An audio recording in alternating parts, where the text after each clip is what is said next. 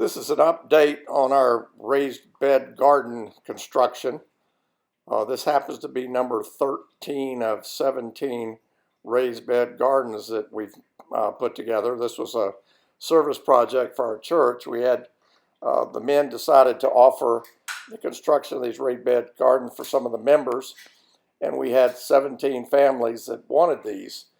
So we went back to my stash of urban lumber that we cut in the backyard, and we skip planed the wood just to knock off the dirt and trash and kind of spruce them up a little bit, and then put these beds together. We followed John Peters' design fairly closely. The hardware cloth is stapled on, but then we have a wood frame around it, as you see here, to give it some additional support.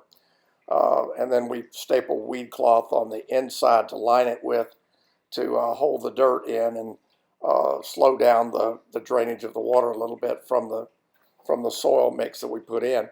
If you go back and look at the video we did when we made the first two of these for our use here at home, you can see a lot of the detail that went into making these, and I'm not showing that in this particular video. It's taken a while to put these together. A lot of the members came over to help construct these. We had little kids, we had some elderly people working on them, so we had a full range of individuals and talents working on these particular raised beds.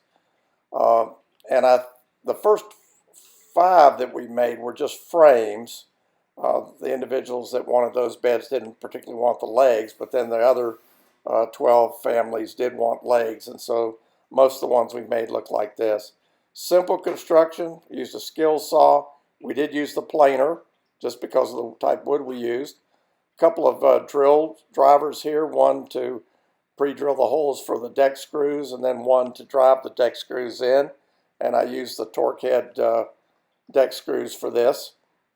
And that was really the major strength of the construction, were these screws. We did, as I mentioned earlier, staple the hardware cloth and the weed cloth onto the raised beds, and this is the stapler I used with some 9/16 inch staples.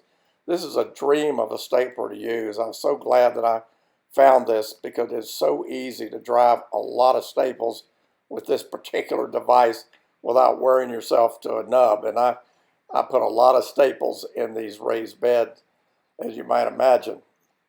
But again, as I said, the number of tools that you need is fairly simple.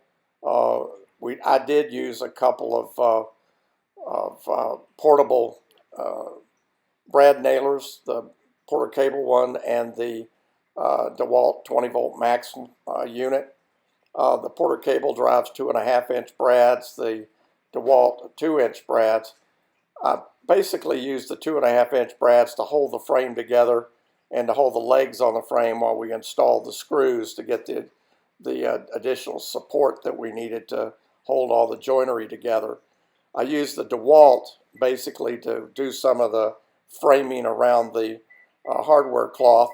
It has a bump action on it, so it allows you to put a lot of nails in very easily. The Porter Cable doesn't have that. But that battery you see on the Porter Cable, that lasted for 12 of the 17 raised bed gardens. We'll see you again.